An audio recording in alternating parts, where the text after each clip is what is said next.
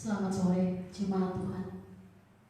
Baik yang hadir di ruang serbaguna GPIB Betania maupun yang mengikuti ibadah melalui akun Facebook GPIB Betania Makassar.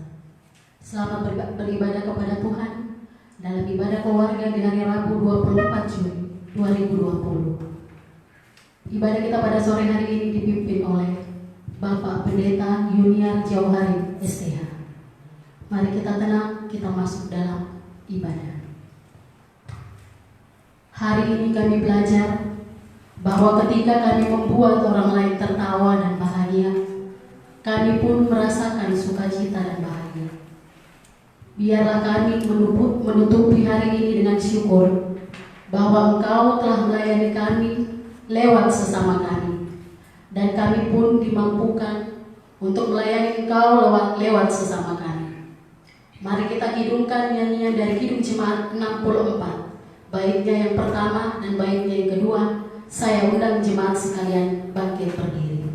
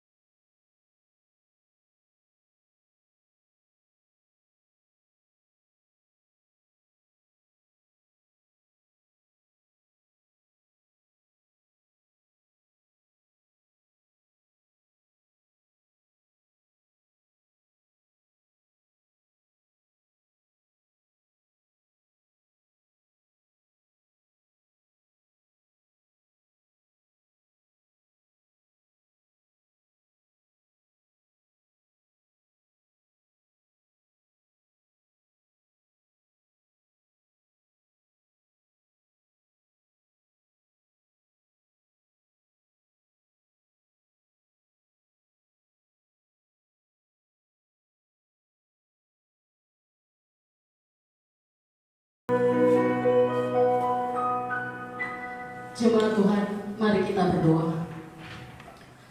Allah Bapa, sumber penopang kehidupan kami, saat ini kami sekeluarga berkumpul bersama untuk kembali menyembah Engkau.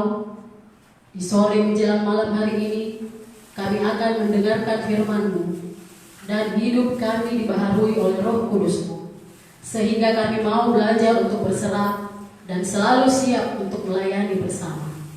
Dalam nama Yesus kami berdoa. Amin. Bapak Ibu jemaat Tuhan, disilakan duduk. Jemaat Tuhan, mari kita mempersiapkan pembacaan Mazmur yang terambil dari Mazmur pasal 31. Mazmur pasal 31 ayatnya yang ketiga dan ayatnya yang keempat, yang akan kita baca silih berganti. Saya akan membaca ayat yang tercetak ke dalam, Bapak Ibu merespon dengan ayat-ayat yang tercetak keluar. Mazmur 31 ayat 3 dan 4. Sendekkanlah telingamu kepadaku, bersegeralah melepaskan aku. Jadilah bagiku gunung batu tempat perlindungan. kubu pertahanan untuk menyelamatkan aku. Sebab Engkau bukit batuku dan pertahananku. Dan oleh karena namamu, Engkau akan menuntun dan membimbing aku. Demikianlah Mazmur Tuhan di sore hari ini. Kita akan merespon Mazmur lewat nyanyian kita bakti. Kita bakti 6 ayat baitnya yang pertama dan baitnya yang kedua.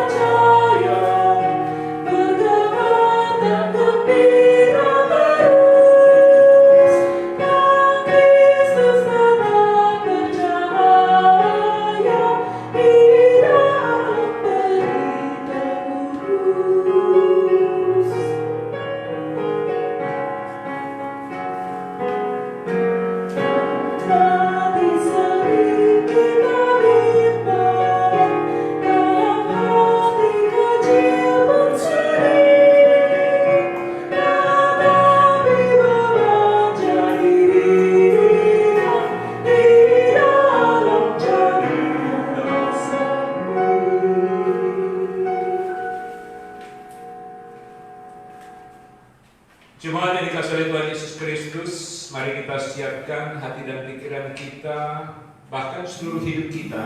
Kita akan membaca dan mendengarkan firman Tuhan. Pembacaan Alkitab yang menjadi dasar pemberitaan firman Tuhan terambil dari Rut pasal 3 ayat 8 sampai 15. Rut pasal 3 ayat 8 sampai 15. Sebelum kita membaca dan mendengarkan firman Tuhan, mari kita berdoa memohon bimbingan Roh Kudus. Kita berdoa. Ya Tuhan, terima kasih karena Tuhan boleh mengumpulkan kami untuk kami kembali bersekutu. Walaupun kami tidak terkumpul dalam gedung gereja, tapi sebagai umat percaya, kami bersatu dalam kasih Kristus, berkumpul bersama beribadah di rumah kami masing-masing. Dan saat ini tiba saatnya bagi kami untuk mendengarkan firman-Mu.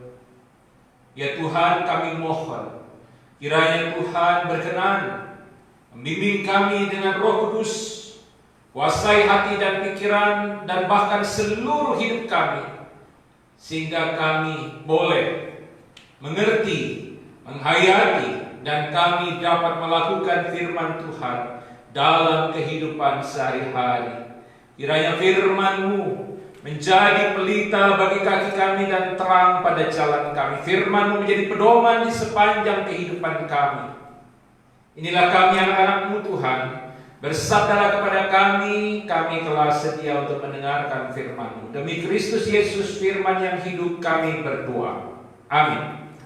Jemaat Tuhan, mari berdiri untuk mendengarkan firman Tuhan yang dibacakan dari Rut pasal 3 ayat 8 sampai 15 yang menyatakan, Rut pasal 3 ayat 8 sampai 15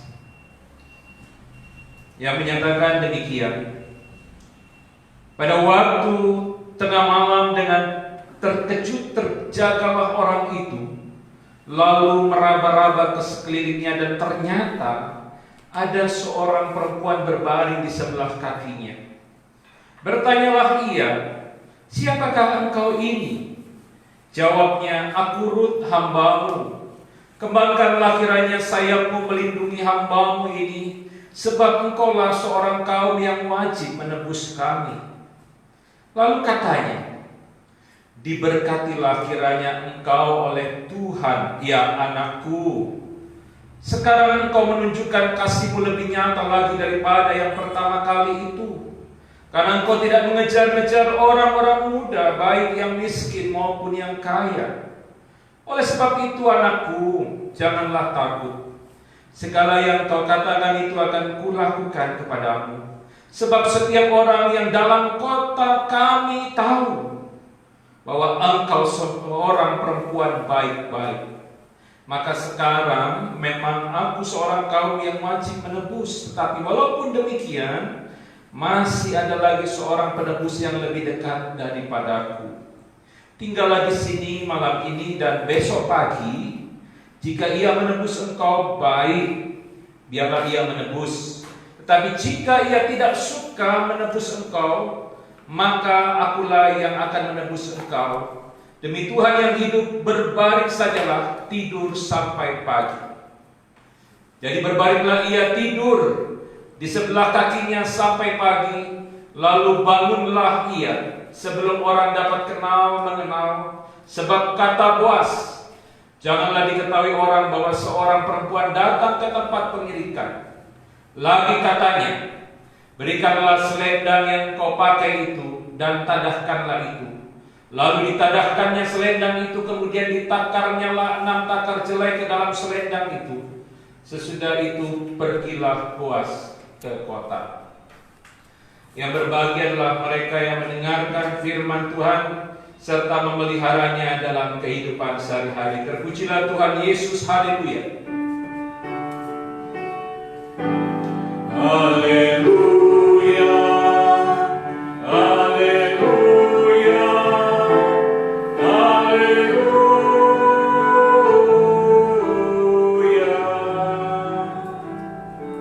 Jemaat dipersilakan duduk kembali. Jemaat yang dikasihi oleh Tuhan Yesus Kristus, selamat sore, shalom. Kita bersyukur bahwa hari ini kita masih diperkenankan untuk bersekutu bersama Tuhan dalam ibadah keluarga. Kita belum bisa melaksanakan ibadah keluarga di sektor-sektor, dan karena itu kita masih melaksanakan ibadah keluarga di rumah masing-masing. Tapi ada sedikit yang berbeda hari ini, bahwa ibadah keluarga dilaksanakan secara live. Kami bersama pelayan liturgi melakukan pelayanan pada hari Rabu ini untuk melayani jemaat Tuhan yang beribadah di rumah-rumah. Jemaat Tuhan, bacaan Alkitab hari ini terambil dari Kitab Rut pasal 3 ayat 8 sampai 15. Ibu bapak dan saudara-saudara yang dikasihi Tuhan, Kitab Rut ini berisi suatu cerita pendek yang sederhana, namun kitab ini sangat indah dan penuh makna. Yang menarik, bahwa tokoh utama dari kitab Rut ini adalah seorang yang bernama Rut. Dia bukan seorang Israel. Dia adalah perempuan Moab, istri dari Mahlon. Ya, ini saya harus tekankan karena banyak orang menganggap bahwa Rut itu istri dari Kilion. Padahal kalau kita membaca pasal 4 ayat 10 jelas, di situ dikatakan bahwa Rut adalah istri dari Mahlon.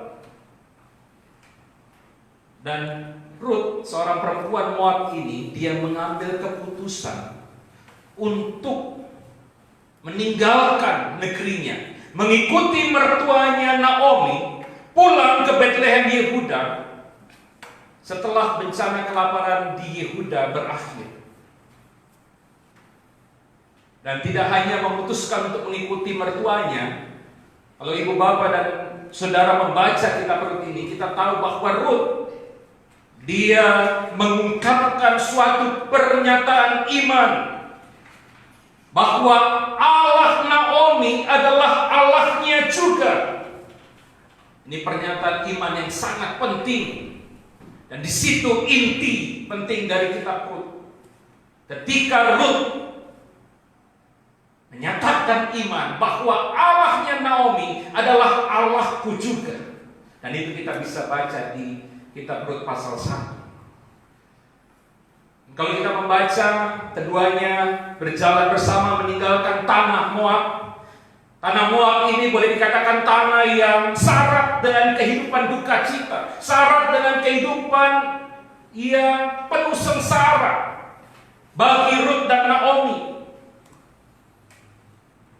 Dan mereka berjalan bersama menuju ke Betlehem Yehuda, meninggalkan Moab, negeri yang banyak membuat mereka mengalami kesengsaraan, penderitaan, dan duka cita dalam hidup mereka. Pertanyaannya adalah, apakah setelah meninggalkan Moab dan menuju ke Betlehem Yehuda, apakah kehidupan yang syarat dengan duka cita, syarat dengan kesengsaraan yang dialami Naomi dan Rut itu berakhir? Apakah ketika sampai di Betlehem Yehuda, Naomi dan Rut tidak lagi mengalami kesengsaraan, tidak lagi mengalami penderitaan? Kalau kita membaca kitab Rut ini hanya 4 pasal, mungkin ibu bapak saudara bisa membaca nanti secara utuh dan lengkap. Kita tahu bahwa sesampainya di Betlehem Yehuda, ternyata kehidupan Naomi dan Rut yang penuh kesengsaraan, penuh penderitaan di Moab, tidak berhenti. Kehidupan yang penuh kesengsaraan dan derita itu, kehidupan kesengsaraan dan penuh derita itu ternyata masih berlanjut ketika mereka sampai di Betlehem. Mereka masih menghadapi kesukaran-kesukaran hidup yang membuat mereka menderita. Ada setidaknya 2 masalah besar yang dihadapi Rut dan Naomi ketika mereka sampai di Betlehem. Apa saja itu ibu bapak saudara? Yang pertama, ketika sampai di Betlehem, Naomi walaupun dia seorang Israel, dia tidak punya lagi hak atas tanah milik Elimelek. Dia tidak punya hak lagi atas tanah milik Elimelek. Dan itu berarti mereka tidak bisa menjual tanah itu. Ya memang tidak boleh dijual Bapak Ibu, karena tanah adalah milik pusaka. Dan mereka juga tidak bisa mengelola tanah milik Elimelek, mengelola untuk mereka bisa menanam sesuatu untuk mereka bisa bertahan hidup. Dan oleh sebab itu kalau kita baca di pasal 2, supaya dapat bertahan hidup, Rut dia harus memungut jelai yang tercecer di ladang yang sedang disabit oleh para penyabit. Dia pungutin itu berarti jelai yang tercecer untuk diolah menjadi bahan makanan untuk mereka bisa bertahan hidup. Yang kedua, secara khusus bagi Rut, statusnya di dalam masyarakat Israel lebih memprihatinkan. Sebagai orang Moab, Rut harus menerima kenyataan bahwa ia menjadi seorang asing di tanah Israel. Status sebagai seorang perempuan dan seorang asing di tanah Israel pada masa itu tentunya bukan hal yang sepele Bapak Ibu. Seorang perempuan asing seperti Rut dianggap berada di luar persekutuan umat Tuhan yang menerima janji keselamatan dari Allah. Bahkan orang Moab seperti Rut, kalau kita membaca dalam kitab Taurat, dalam Ulangan pasal 23 ayat 3 sampai 6, di situ dikatakan, ditegaskan bahwa orang Moab dan keturunannya tidak boleh menjadi bagian dari jemaat Tuhan. Bahkan dalam kitab para nabi, orang Moab diyakini oleh orang-orang Israel adalah termasuk dalam golongan orang-orang yang akan menerima penghukuman Tuhan. Singkatnya, ibu bapak dan saudara yang dikasihi Tuhan, ketika sampai di Betlehem, Naomi dan Rut hidup dalam penderitaan, hidup dalam kesengsaraan. Mereka menghadapi berbagai persoalan hidup. Mereka menderita bukan hanya karena mereka miskin secara ekonomi, tetapi mereka juga menderita karena apa? Karena mereka dikucilkan, mereka diasingkan oleh masyarakat.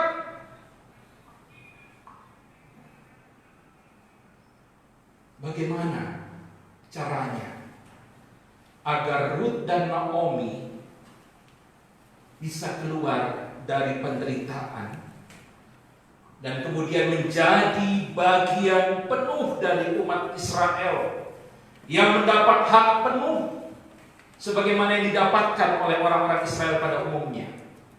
Bagaimana caranya supaya mereka lepas dari kehidupan penderitaan itu dan mereka kemudian diterima secara penuh dalam kehidupan persekutuan umat Israel? Ketentuan yang berlaku pada waktu itu mengatur bahwa harus ada kerabat dekat, keluarga dekat yang bersedia menebus orang-orang seperti Naomi dan Ruth, supaya kehidupan mereka itu tidak lagi menderita dan sengsara, supaya mereka dibebaskan dari penderitaan dan mendapat hak penuh seperti orang-orang Israel pada umumnya, diterima oleh masyarakat. Harus ada yang menebus mereka, dan yang harus menebus mereka itu adalah keluarga terdekat, kerabat yang terdekat. Nah, kalau kita membaca cerita dalam kitab Rut pasal 3 secara khusus, bagian dalam bacaan kitab hari ini adalah proses yang mengarah kepada penebusan itu. Salah seorang yang bisa menebus Naomi dan Ruth adalah Boaz. Nah, diceritakan dalam bacaan kitab hari ini, Ruth datang ke tempat pengirikan milik Boaz atas anjuran Naomi mertuanya, dan dikatakan dia menempatkan diri di kaki Boaz. Tindakan menempatkan diri pada kaki Boaz ini adalah tindakan merendahkan diri. Ketika Ruth dia berada di kaki Boaz, itu mau menunjukkan dia mau merendahkan diri.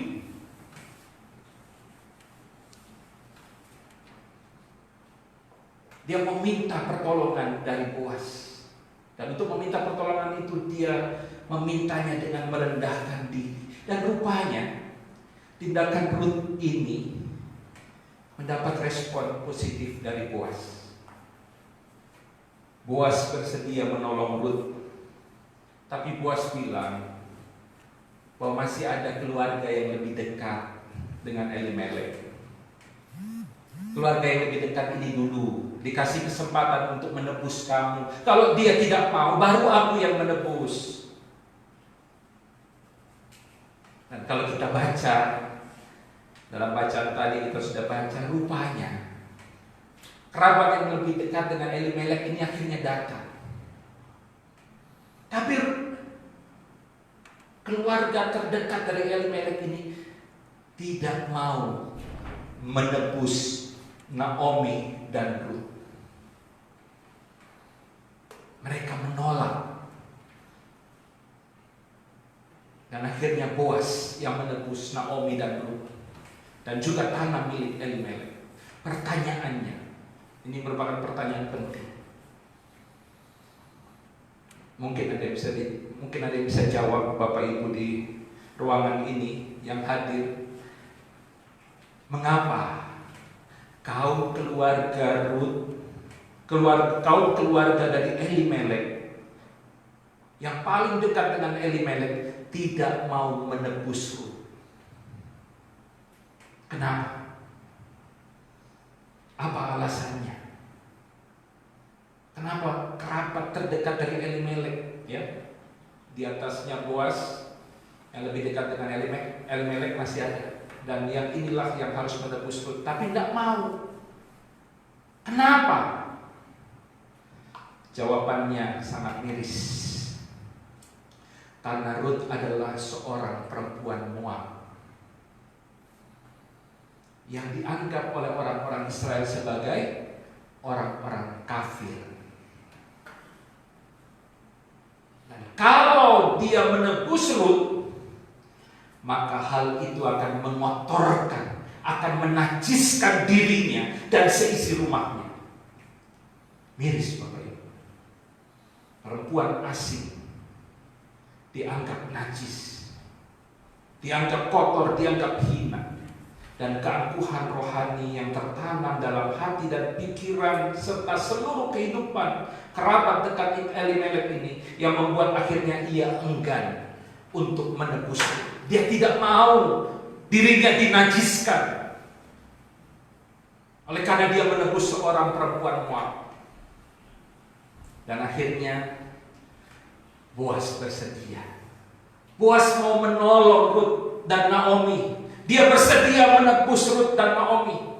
Dia berkomitmen bahwa aku akan menebus engkau. Dalam hal ini Boas mengulurkan tangan untuk menolong Rut dan Naomi dan memulihkan kehidupan mereka. Ibu bapak dan saudara yang dikasihi Tuhan, hal apa yang perlu kita refleksikan dari firman Tuhan ini bagi kehidupan orang percaya di saat sekarang ini, secara khusus di tengah pandemi COVID-19? Satu, hal pertama yang harus kita refleksikan dari pembacaan Alkitab hari ini, firman Tuhan hari ini mengajarkan untuk hidup dalam iman kepada Tuhan. Hidup dalam iman kepada Tuhan berarti mempercayakan hidup kepada Tuhan. Bukan hanya percaya, oh saya percaya bahwa Tuhan itu adalah Raja, oh Yesus itu adalah Tuhan. Bukan hanya itu, tapi mempercayakan diri dan hidup berdasarkan firman-Nya. Itu hidup beriman kepada Tuhan. Dan kita harus ingat, hidup dalam iman kepada Tuhan bukan berarti tanpa rintangan dan masalah. Ini yang harus ditegaskan. Banyak orang memahami bahwa kalau saya hidup dalam iman kepada Tuhan, saya tidak akan mengalami masalah, saya tidak akan mengalami rintangan. Salah. Ketika kita hidup dalam iman kepada Tuhan, bukan berarti kita tidak akan mengalami rintangan dan masalah. Lihat saja Naomi dan Rut. Ketika mereka memutuskan untuk hidup dalam iman kepada Tuhan, berpaut kepada Tuhan, toh mereka menghadapi berbagai kesukaran hidup di Yehuda. Mereka harus berjuang keras untuk bertahan hidup. Mereka dikucilkan, mereka diasingkan dari masyarakat. Namun kita tahu pada akhirnya karena iman kepada Tuhan, kehidupan Rut berakhir bahagia dan diberkati Tuhan. Orang yang hidup dalam iman kepada Tuhan, walaupun hidupnya sukar, penuh persoalan, tapi dia akan mengalami damai sejahtera. Kehidupannya akan diberkati Tuhan, dan itu dialami oleh Rut. Kalau kita lihat nama Rut, ini luar biasa. Rut perempuan asing yang dianggap najis oleh orang-orang Israel, tapi namanya tercantum dalam kitab Injil Matius. Kalau kita membaca kitab Injil Matius, nama Rut tertulis dalam silsilah Yesus Kristus. Nah, di tengah pandemi COVID-19, firman Tuhan mengingatkan agar jemaat Tuhan harus tetap hidup dalam iman kepada Tuhan. Hidup beriman kepada Tuhan tidak berarti akan membuat kita akan lepas dari kesukaran. Kesukaran, pergumulan, tantangan mungkin tetap akan datang. Tetapi orang yang hidup dalam iman kepada Tuhan, dia akan mengalami damai sejahtera. Kehidupannya akan diberkati. Dan orang yang hidup dalam iman kepada Tuhan, ketika akan menghadapi masalah, dia akan tetap kuat. Yang kedua, kita belajar dari sikap Boas. Apa yang dilakukan Boas tadi? Boas bertindak menolong Naomi dan Rut di tengah kesusahan dan penderitaan hidup yang dialami keduanya. Dia berkomitmen untuk memulihkan kehidupan keduanya. Boas tidak melakukan hal yang besar dan spektakuler. Dia hanya melakukan hal sederhana. Dia berkomitmen, aku akan menebus engkau. Itu artinya aku akan memulihkan kehidupanmu. Dalam hal ini Boas, dia coba untuk melakukan yang terbaik yang bisa dia lakukan untuk menyelamatkan kehidupan Naomi dan Rut. Melakukan yang terbaik yang bisa dia lakukan. Ini kalimat kuncinya. Di tengah pandemi COVID-19, banyak orang sekarang membutuhkan pertolongan kita. Dan Dan kita harus bertindak seperti Boaz. Tidak usah melakukan hal besar dan spektakuler. Cukup melakukan yang terbaik, yang bisa kita lakukan untuk sesama kita yang menderita. Hal kecil sederhana, tapi lakukan yang terbaik. Kita berkomitmen untuk mengambil bagian dalam memulihkan kehidupan manusia yang saat ini banyak mengalami kesengsaraan. Lakukan hal yang biasa, tapi dampaknya luar biasa. Bunda Teresa pernah mengatakan, jika kamu tidak bisa memberi makan 100 orang, setidaknya berikan makan kepada 1 orang. Ketiga, ini yang terakhir. Saya tidak akan khotbah lebih lama lagi. Coba kita tempatkan diri kita pada Ruth. Ibu Vince, maukah hidup terasing di tengah masyarakat? Tidak ada orang yang mau. Ibu Glenny mau? Pasti tidak mau. Hidup terasing, hidup diisolir adalah hidup yang tidak mengenakan. Ruth hidup dalam keterasingan, tidak mendapat hak apapun di tengah masyarakat, dianggap kafir, dianggap rendah, dianggap najis. Dan tidak ada seorang pun yang suka dengan keadaan hidup seperti itu. Namun kadang hal seperti itu tidak bisa kita elakkan terjadi dalam hidup kita. Dalam kehidupan ini mungkin kita dianggap oleh orang lain sebagai orang najis, orang kotor, orang hina, orang rendah oleh sesama kita. Namun demikian, kita hendaknya tidak menjadi tawar hati. Jangan lalu kita terpuruk dalam kepedihan. Satu hal harus kita ingat Bapak Ibu, Tuhan menempatkan dirinya bersama-sama dengan orang yang dikucilkan. Dia ada bersama-sama orang yang dipandang rendah, dipandang hina oleh sesamanya. Jadi mari kita belajar dari Ruth. Kalaupun kita mengalami keterasingan, dianggap rendah, dianggap hina oleh sesama kita, belajar dari Ruth. Tetap rendah hati, tetap melakukan yang baik, tetap bekerja dengan penuh semangat. Lihat yang dilakukan Ruth. Dia memungut berticelai yang tercecer, disabit oleh para penyabit. Ia merendahkan diri di kaki Boaz, meminta perlindungan. Jadi jangan sampai ketika kita dihambat, ditindas, dikucilkan, lalu kita menjadi tawar hati, lalu bersedih tanpa mengenal waktu. Kita harus tetap kuat,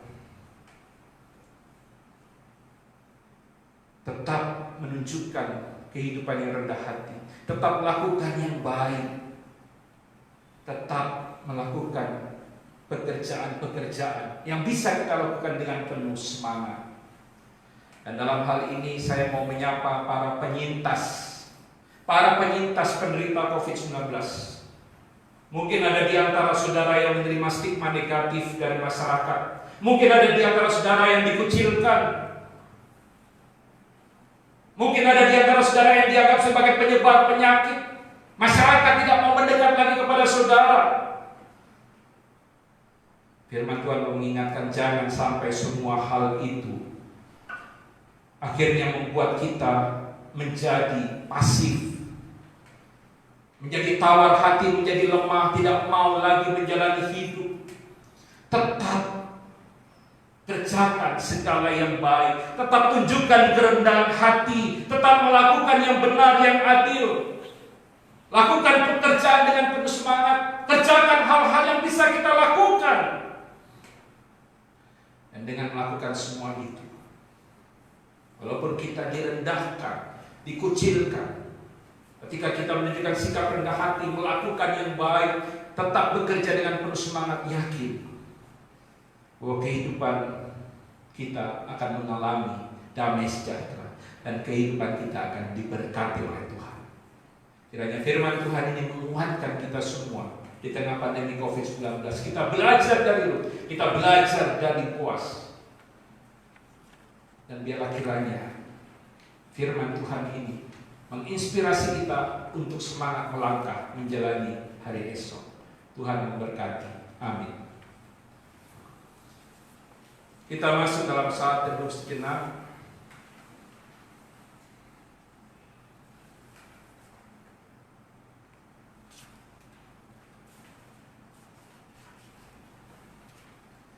Kita bakti 50.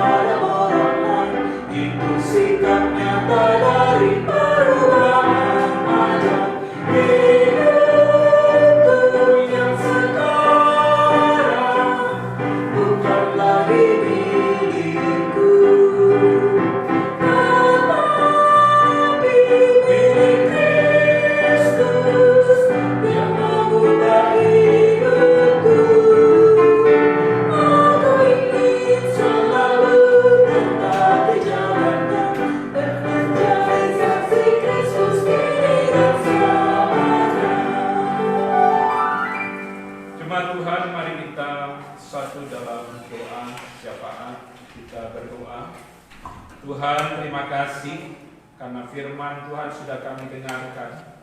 Firman yang mengajarkan kami untuk belajar dari Rut dan Boas.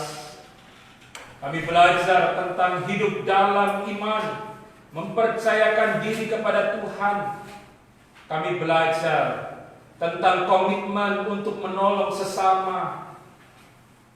Kami juga belajar untuk senantiasa tetap melakukan hal yang baik, bersikap rendah hati, bersemangat bekerja, walaupun kami mengalami berbagai tekanan hidup, walaupun kami dikucilkan, walaupun kami diasingkan, diisolir oleh sesama kami, dianggap rendah, dianggap hina. Tuhan, tolong kami untuk kami dapat menjadi pelaku firman Tuhan.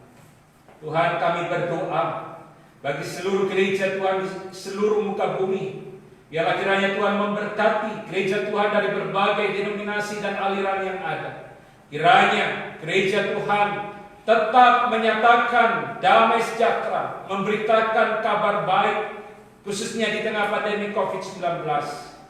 Dan gereja Tuhan tetap bersatu sebagai anggota tubuh Kristus, saling melengkapi, saling mengisi, saling mendukung dan berjalan bersama, bersekutu, bersaksi dan melayani.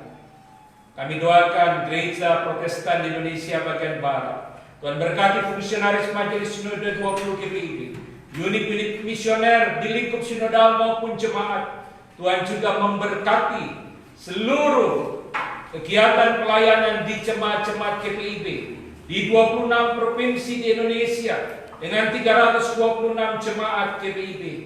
Tuhan, tolong agar kiranya jemaat-jemaat GPIB di tengah masyarakat tetap setia melakukan yang baik dan berkomitmen untuk menjadi alat Tuhan, mitra Tuhan Tuhan untuk mewujud nyatakan damai sejahtera, menolong mereka yang mengalami kesusahan, penderitaan, merangkul mereka yang diasingkan ataupun yang diisolir.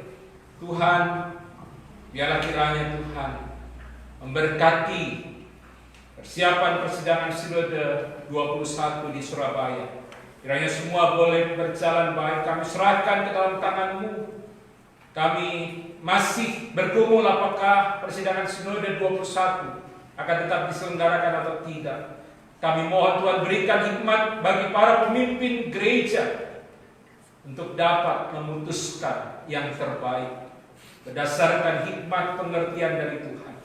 Kami doakan GPIB Jemaat Betania Makassar. Tuhan memberkati seluruh kegiatan persekutuan pelayanan kesaksian di jemaat ini. Tuhan memberkati para pelayan-Mu yang Engkau khususkan di tengah jemaat, para diaken, para penatua, para pendeta, dan berkati pendeta jemaat, pendeta Bartolomeus Padatu, dan juga pendeta-pendeta domisili yang ikut melayani di GPIB Jemaat Betania. Kami doakan untuk Ibu Pendeta Siska Tapilato yang masih bergumul melawan sakit penyakit. Tuhan tolong sembuhkan, pulihkan ia. Kami mau berdoa kiranya Engkau memberkati BPPJ, berkati Vikaris Andreas Octavianus Sebaya dalam menyelesaikan masa vikariat tahun kedua. Kiranya atas izin dan kehendak Tuhan tahun ini ia boleh diteguhkan menjadi pelayan firman sakramen. Kami juga mau mendoakan kepada seluruh warga jemaat-Mu yang mengambil bagian dalam unit misioner, pengurus pelkat, komisi, panitia yang ada. Tuhan berkati panitia pengadaan lahan agar tetap boleh semangat bekerja. Tuhan memberkati kerja keras mereka.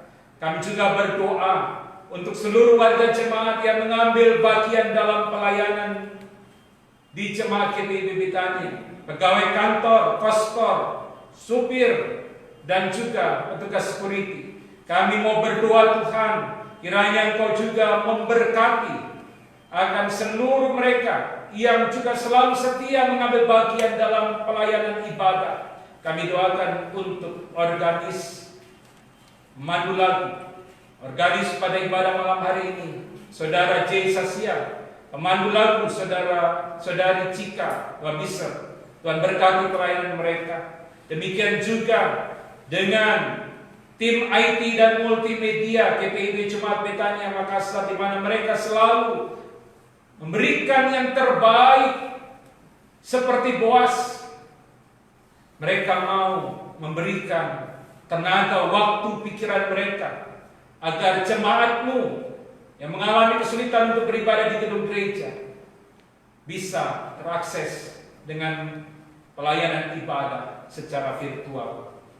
Tuhan berkati seluruh warga jemaat yang juga turut mendukung dalam doa dalam setiap kegiatan persekutuan pelayanan kesaksian. Mereka yang juga memberikan dukungan dana dan daya, Tuhan berkati. Kami doakan seluruh warga jemaat-Mu. Bagi yang sakit, Tuhan sembuhkan dan pulihkan. Kami mohon Tuhan melawat mereka. Mereka yang memasuki masa usia lanjut dan mungkin juga mereka mengalami kelemahan tubuh. Kami mohon Tuhan jamah, pulihkan dan sembuhkan. Bagi yang berduka, Tuhan hiburkan. Bagi warga jemaat-Mu yang saat ini mengalami krisis ekonomi keuangan karena mereka di PHK tanpa mendapatkan pesangon, mereka dirumahkan tanpa mendapatkan gaji, ataupun mereka yang mengalami kerugian besar dalam usaha, dalam pekerjaan, dalam bisnis. Tuhan tolong pelihara hidup mereka. Tuhan utus kami untuk kami boleh mengulurkan tangan menolong mereka yang lemah, mereka yang mengalami kesengsaraan dan penderitaan hidup. Kiranya kami memiliki hati yang senantiasa peduli seperti Boas yang mau menjadi mitra Tuhan untuk menyatakan pemulihan dan damai sejahtera Tuhan. Ya Bapa, kami berdoa kiranya Engkau memberkati akan setiap mereka yang berkumpul dalam kehidupan keluarga. Tuhan tolong kiranya Engkau menjadi Tuhan yang boleh hadir memberikan damai, sehingga dalam setiap masalah mereka memandang Tuhan dan mereka tidak mengandalkan kekuatan sendiri, pikiran-pikiran mereka sendiri untuk menyelesaikan masalah, sehingga rumah tangga mereka tetap utuh. Terima kasih Tuhan. Kami berdoa bagi mereka yang merayakan ulang tahun kelahiran, ulang tahun perkawinan, sempurnakan sukacita yang mereka alami. Kami doakan pelayan liturgi bertugas Ibu Vince, Tuhan memberkati pelayanannya di sore hari ini. Ya Tuhan, kami berdoa bagi bangsa dan negara kami Indonesia, Tuhan berkati. Kiranya bangsa dan negara Indonesia boleh segera bebas dari COVID-19. Dan kami juga berdoa bagi para pemimpin bangsa dan negara kami, agar kiranya mereka boleh diberi hikmat untuk senantiasa mengambil keputusan yang tepat dalam mengatasi, menangani, meminimalisir penyebaran COVID-19. Kami doakan pemerintah pusat, pemerintah daerah, para TNI Polri kiranya boleh bersinergi dalam menangani COVID-19. Tuhan, berikan juga hikmat bagi warga masyarakat, untuk mereka juga boleh menjadi mitra Allah untuk mewujudkan kehidupan yang berkualitas, kehidupan yang baik, dan mereka senantiasa mematuhi protokol kesehatan dimanapun mereka beraktivitas. Tuhan berkati para peneliti dan ilmuwan yang sedang berusaha mencari vaksin ataupun obat untuk menyembuhkan penyakit COVID-19. Tuhan tolong beri hikmat agar vaksin atau obat yang dapat menyembuhkan penyakit COVID-19 segera ditemukan. Kami doakan ya Tuhan untuk para dokter, para perawat, dan juga para relawan, mereka yang bekerja di rumah sakit, apoteker, mereka yang bekerja di resepsion di rumah sakit, dan juga mereka yang mengurus jenazah dan memakamkan jenazah pasien COVID-19. Tuhan tolong mereka, berikan mereka kekuatan ekstra untuk mereka dapat mengerjakan tugas mereka dengan sungguh-sungguh, dengan tekun, dan dengan baik. Tuhan, jauhkan mereka dari paparan penyakit COVID-19. Kiranya mereka tetap sehat dan mereka tetap boleh melayani masyarakat. Terima kasih Tuhan. Kami mohon kiranya Engkau tetap memberkati seluruh jemaat GPIB Betania, lindungi mereka. Kiranya damai sejahtera boleh menjadi bagian dalam hidup mereka. Bahkan seluruh warga jemaat dari jemaat lain yang mungkin mengikuti ibadah ini lewat akun Facebook GPIB Betania Makassar, Kau berkati. Terima kasih Tuhan. Inilah doa kami. Doa ini kami peralaskan hanya di dalam nama Tuhan Yesus Kristus, Tuhan dan Juru Selamat kami, yang telah mengajar kami berdoa. Bapa kami di sorga, dikuduskanlah namamu, datanglah kerajaan-Mu, jadilah kehendak-Mu di bumi seperti di sorga. Berikanlah kami pada hari ini makanan kami yang secukupnya, dan ampunilah kami akan kesalahan kami, seperti kami juga mengampuni orang yang bersalah kepada kami. Dan janganlah bawa kami dalam pencobaan, tetapi lepaskanlah kami daripada yang jahat.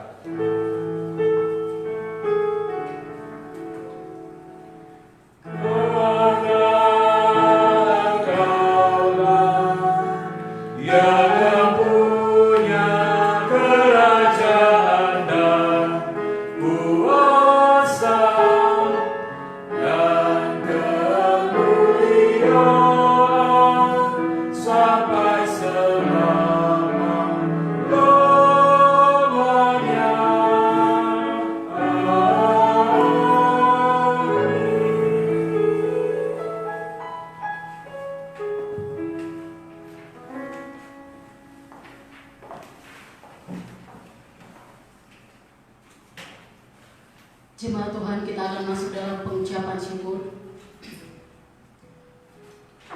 Kasih Tuhan sungguh memberkati kehidupan kita. Marilah dengan sukacita dan syukur kepada Tuhan, kita memberi persembahan kepadanya dengan mendengar kesaksian Mazmur pasal 79 ayat yang ke-13. Maka kami ini umat-Mu dan kawanan domba gembalaanmu akan bersyukur kepadamu untuk selama-lamanya. dan akan memberitakan puji-pujian untukmu turun-temurun. Sambil pundi dijalankan, kita akan menyanyi dari Kidung Jemaat 298, baitnya yang pertama dan baitnya yang kedua.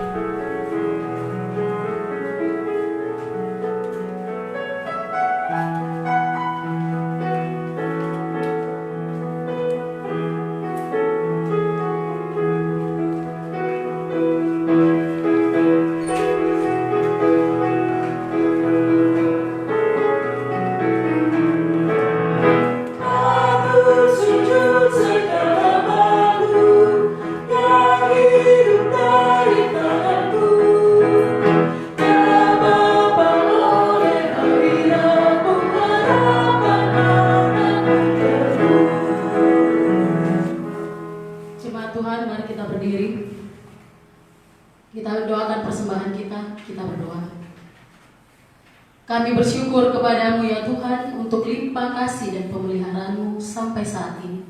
Bahkan kami bersyukur untuk setiap anugerah dan berkat-Mu bagi kami semua. Berkati dan kuduskan persembahan yang kami bawakan ini, menjadi berkat dalam karya kasih dan kesaksian bagi sesama, bahkan untuk memuliakan nama-Mu di dunia ini. Amin. Bapak Ibu Jemaat, Tuhan tetap berdiri.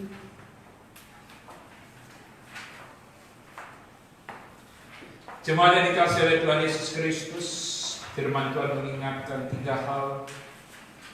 Tetap hidup dalam iman kepada Tuhan di tengah kesulitan, miliki hati seperti Boas yang berkomitmen dan mau menolong orang-orang yang mengalami kesengsaraan dan penderitaan hidup.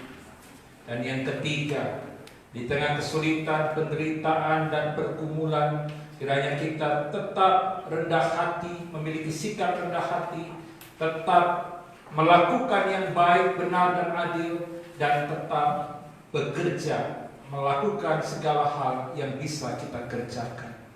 Kiranya firman Tuhan ini menguatkan kita dalam menjalani kehidupan di tengah kehidupan sehari-hari. Terus berjalan dengan pengharapan Tuhan akan terus memimpin dan beserta dengan kita dalam kuasa dan pertolongannya.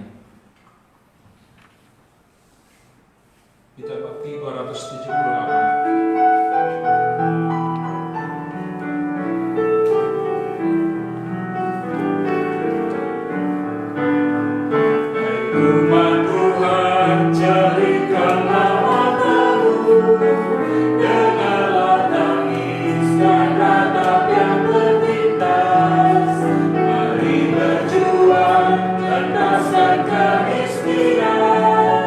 Jangan biarkan sesuatu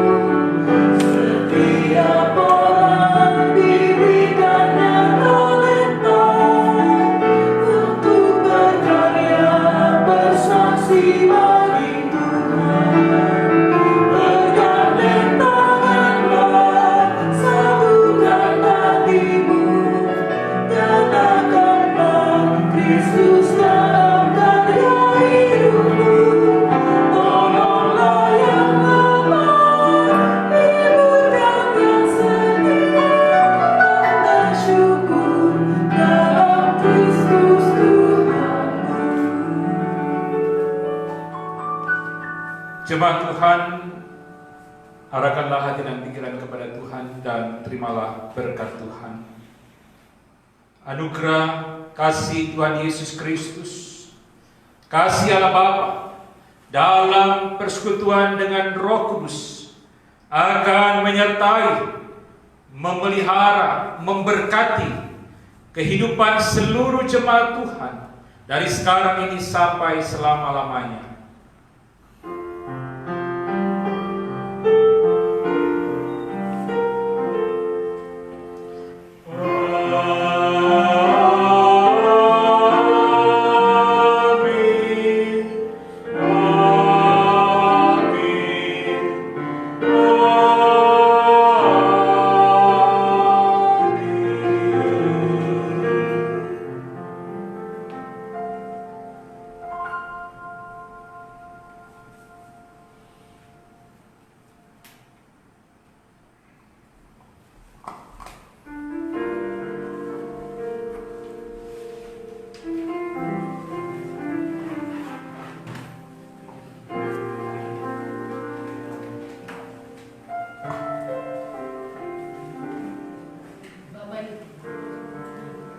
Bapak Ibu jemaat Tuhan dimanapun berada, demikianlah ibadah kita pada sore menjelang malam hari ini.